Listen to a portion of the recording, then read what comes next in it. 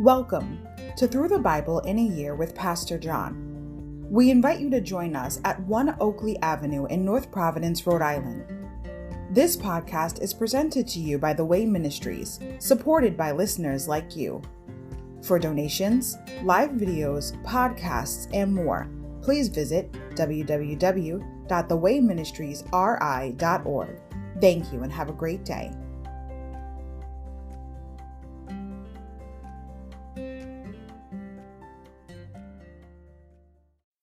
Hi everybody, welcome to Through the Bible in a Year with Pastor John. So glad you could join me today to get a portion of God's Word.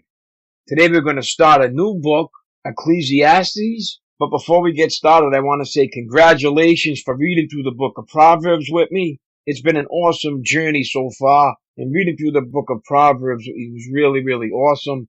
I can only suggest that you read one every day. There is so much information there on how we can live our lives, and there's just so much there. Anyway, it's a great honor to be doing this with you. We're going to get started with a new book, Ecclesiastes, and I'm going to introduce it. Ecclesiastes, Introduction. The author of Ecclesiastes, traditionally thought to be Solomon, enjoyed power, wealth, and access to all of life's pursuits and pleasures. After experiencing a full measure of life under the sun, he declares it all to be futile and unsatisfying. Only as he lives above the sun with his focus on God does life become meaningful and fulfilling. Ultimate satisfaction comes not from the good things of life, but from the giver of life, the one we are to fear, honor, and obey. Vital statistics. Author Solomon, according to Jewish tradition. Date written, uncertain, perhaps around 935 BC, late in Solomon's life. Purpose, to teach that life is meaningless apart from God. Themes, searching, emptiness, injustice, work, death, wisdom. Day 192, July 10th. Ecclesiastes 1-6. Exploring life's inconsistencies. Overview. Truly life is an enigma, a riddle, a puzzle. From the perspective of those who do not know God, there is often just one word for it: meaningless. That's the word the teacher uses in 1:2 and 24 other times in the book to describe the futility of life apart from God. And he ought to know he has tried every earthly prescription for happiness and found them all wanting. Only when life is viewed as a precious gift from the hand of God, chapter 2, verse 24, does it begin to come into focus, a focus only possible above the sun, so to speak. Chapter 1, the meaninglessness of everything. Premise. Chapters 2-4, the meaninglessness of work. Chapters 5 and 6, the meaninglessness of wealth. Proof. Insight. Who is the teacher? Ecclesiastes 1:1. Compare the description of the teacher in Ecclesiastes with the corresponding description of Solomon in 1 Kings. Who is the teacher? Ecclesiastes, King David's son, 1:1. Who is Solomon? 1 Kings 2:1. Who is the teacher? Ecclesiastes, a ruler in Jerusalem, 1:1. Who is Solomon? 1 Kings 8:1. Who is the teacher? Ecclesiastes, searcher of understanding, 1:13. Who is Solomon? 1 Kings 3:12. Who is the teacher? Ecclesiastes, builder and gardener, chapter 2:4-6. Who is Solomon? 1 Kings 7:1-12. Who is the teacher? Ecclesiastes, collector of treasure, chapter 2:7-10. Who is Solomon? 1 Kings 10:14-29. Who do you think the teacher is? Solomon or someone else? Insight. Trivial pursuits. Ecclesiastes 2:15-16. Ecclesiastes identifies 10 pursuits that are empty apart from God. Wisdom 2:15-16. Work 2:18-21. Possessions 2:26. Status chapter 4:4. Companionships, chapter 4, 7 to 12. Fame, chapter 4, 16. Money, chapter 5, 10. Long life, chapter 6, 6. Food, chapter 6, 7. And desire, chapter 6, 9. Ecclesiastes, chapter 1. These are the words of the teacher, King David's son, who ruled in Jerusalem. Everything is meaningless. Everything is meaningless, says the teacher, completely meaningless. What do people get for all their hard work under the sun? Generations come and generations go, but the earth never changes. The sun rises and the sun sets, then hurries around to rise again. The wind blows south and then it turns north. Around and around it goes, blowing in circles. Rivers run into the sea, but the sea is never full. Then the water returns again to the rivers and flows out again to the sea. Everything is wearisome beyond description. No matter how much we see, we are never satisfied. No matter how much we hear, we are not content. History merely repeats itself. It has all been done before. Nothing under the sun is truly new. Sometimes people say, here's something new, but actually it is old. Nothing is ever truly new. We don't remember what happened in the past, and in future generations, no one will remember what we are doing now. The teacher speaks the futility of wisdom. I, the teacher, was king of Israel, and I lived in Jerusalem. I devoted myself to search for understanding and to explore by wisdom everything being done under heaven. I soon discovered that God has dealt a tragic existence to the human race. I observed everything going on under the sun, and really, it is all meaningless, like chasing the wind. What is wrong cannot be made right. What is missing cannot be recovered. I said to myself, look, I am wiser than any of the kings who ruled in Jerusalem before me. I have greater wisdom and knowledge than any of them. So I set out to learn everything from wisdom to madness and folly. But I learned firsthand that pursuing all this is like chasing the wind. The greater my wisdom, the greater my grief. To increase knowledge only increases sorrow. Ecclesiastes chapter 2. The futility of pleasure. I said to myself, come on, let's try pleasure. Let's look for the good things in life. But I found that this too was meaningless. So I said, laughter is silly. What good does it do to seek pleasure? After much thought, I decided to cheer myself with wine. And while still seeking wisdom, I clutched at foolishness. In this way, I tried to experience the only happiness most people find during their brief life in this world. I also tried to find meaning by building huge homes for myself and by planting beautiful vineyards. I made gardens and parks, filling them with all kinds of fruit trees. I built reservoirs to collect the water to irrigate my many flourishing groves. I bought slaves, both men and women, and others were born into my household. I also owned large herds and flocks, more than any of the kings who had lived in Jerusalem before me. I collected great sums of silver and gold, the treasure of many kings and provinces. I hired wonderful singers, both men and women, and had many beautiful concubines. I had everything a man could desire. So I became greater than all who had lived in Jerusalem before me, and my wisdom never failed me.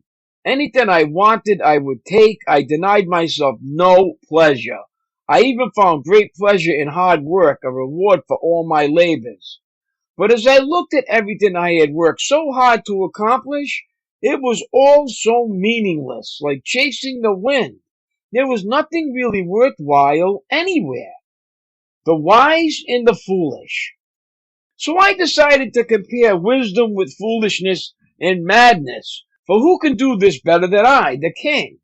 I thought wisdom is better than foolishness, just as light is better than darkness. For the wise can see where they are going, but fools walk in the dark. Yet I saw that the wise and the foolish share the same fate. Both will die. So I said to myself, since I will end up the same as the fool, what is the value of all my wisdom? This is all so meaningless. For the wise and the foolish both die. The wise will not be remembered any longer than the fool.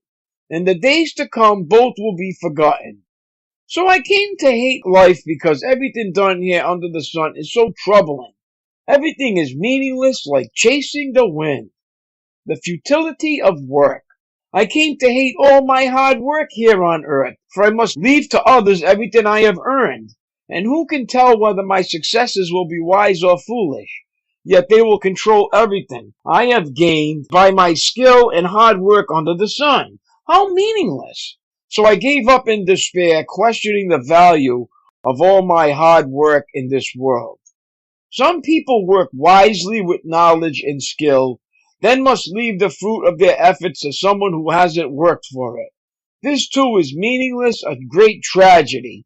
So what do people get in this life for all their hard work and anxiety? Their days of labor are filled with pain and grief. Even at night their minds cannot rest. It is all meaningless. So I decided, there's nothing better than to enjoy food and drink and to find satisfaction in work. Then I realized that these pleasures are from the hand of God. For who can eat or enjoy anything apart from Him? God gives wisdom, knowledge, and joy to those who please Him. But if a sinner becomes wealthy, God takes the wealth away and gives it to those who please Him. This too is meaningless, like chasing the wind. Ecclesiastes chapter 3. A time for everything.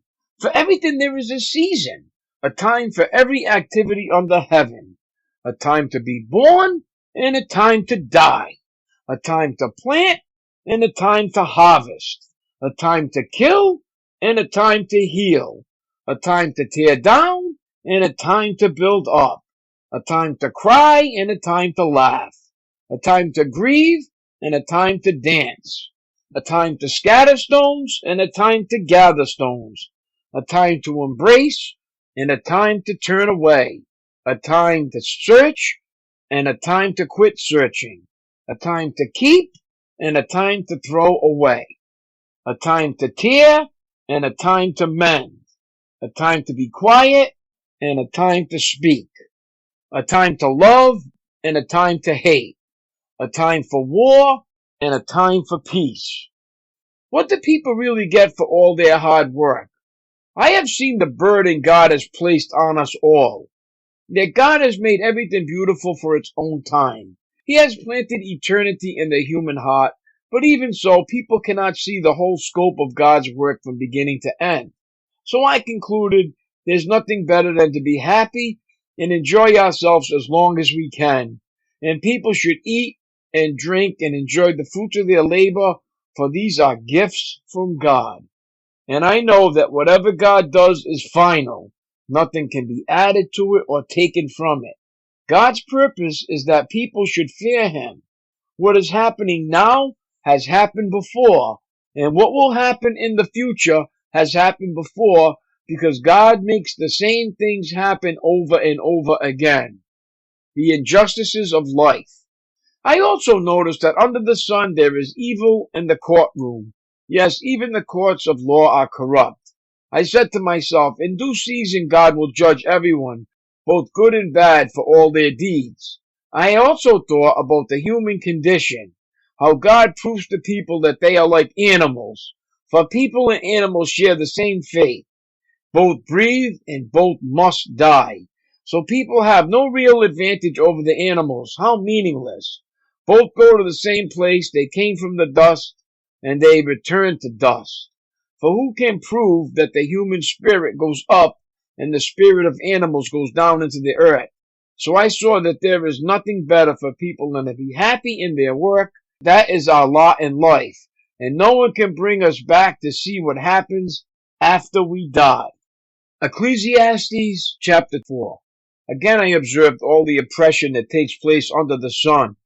I saw the tears of the oppressed with no one to comfort them. The oppressors have great power, and their victims are helpless. So I concluded that the dead are better off than the living.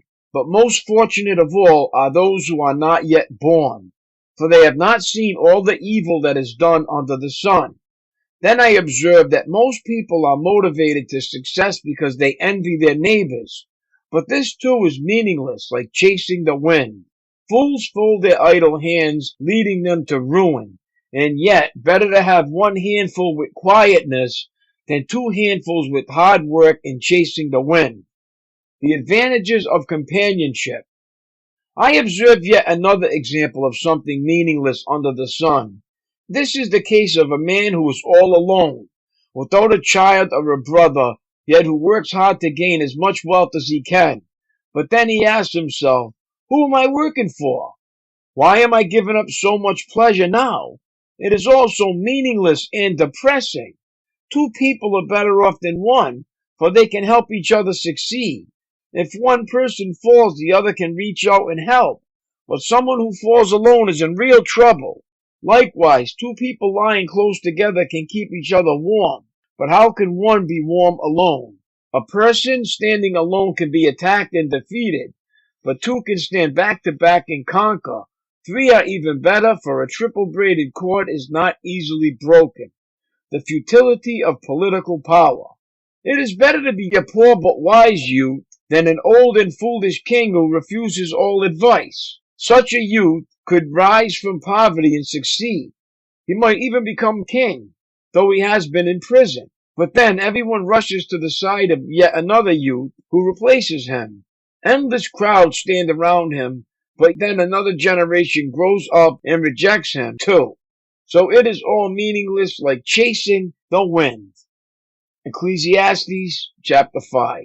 Approaching God with care. As you enter the house of God, keep your ears open and your mouth shut. It is evil to make mindless offerings to God. Don't make rash promises, and don't be hasty in bringing matters before God. After all, God is in heaven and you are here on earth, so let your words be few. Too much activity gives you restless dreams. Too many words make you a fool. When you make a promise to God, don't delay in following through, for God takes no pleasure in fools. Keep all the promises you make to Him. It is better to say nothing than to make a promise and not keep it. Don't let your mouth make you sin, and don't defend yourself by telling the temple messenger that the promise you made was a mistake. That would make God angry, and He might wipe out everything you have achieved. Talk is cheap, like daydreams and other useless activities. Fear God instead. The futility of wealth. Don't be surprised if you see a poor person being oppressed by the powerful and if justice is being miscarried throughout the land. For every official is under orders from higher up, and matters of justice get lost in red tape and bureaucracy. Even the king milks the land for his own profit. Those who love money will never have enough. How meaningless to think that wealth brings true happiness. The more you have, the more people come to help you spend it. So what good is wealth except perhaps to watch it slip through your fingers? People who work hard sleep well, whether they eat little or much, but the rich seldom get a good night's sleep. There is another serious problem I have seen under the sun. Hoarding riches harms the saver.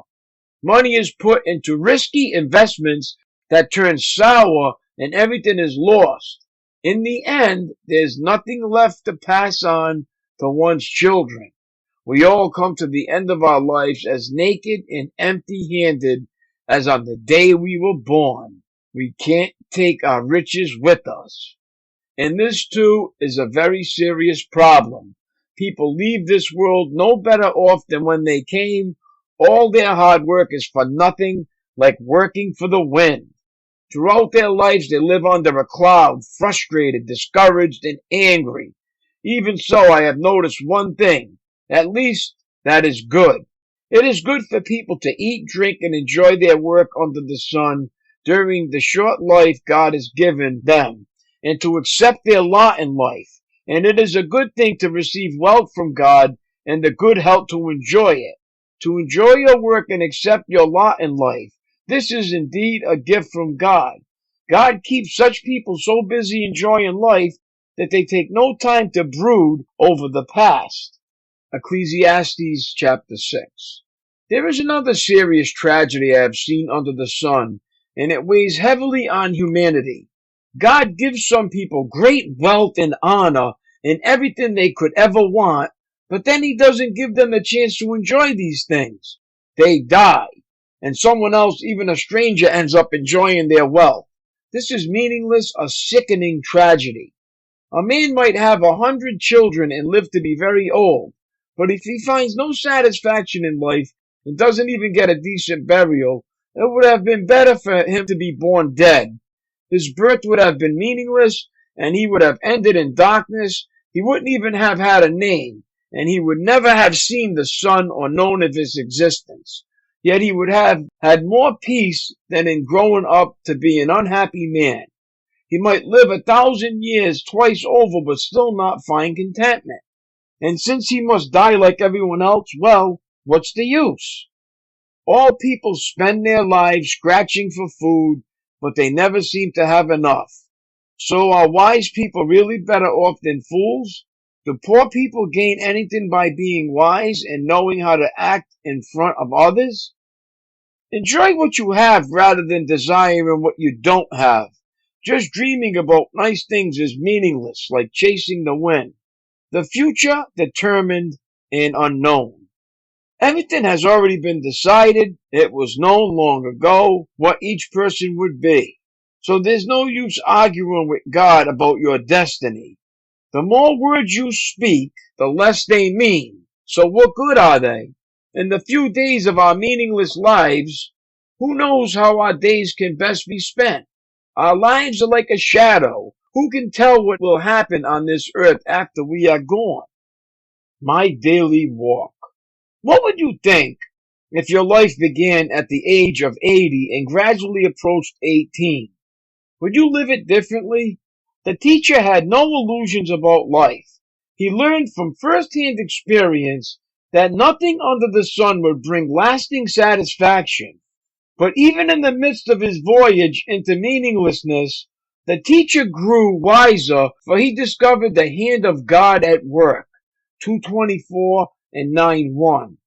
God is the giver of wisdom, knowledge, and joy. 2:26. He enables people to eat and drink and enjoy the fruits of their labor. 3:13. Why not plan a praise party for this evening? With family or friends, fix a special meal specifically for the purpose of thanking God publicly for his good gifts. You'll find that it is habit forming. Life asks no questions that faith cannot answer. That is so true. That's all for today, my friends. It was great reading along with you. Have a great day, and God bless, and I will see you tomorrow, Lord willing. Peace.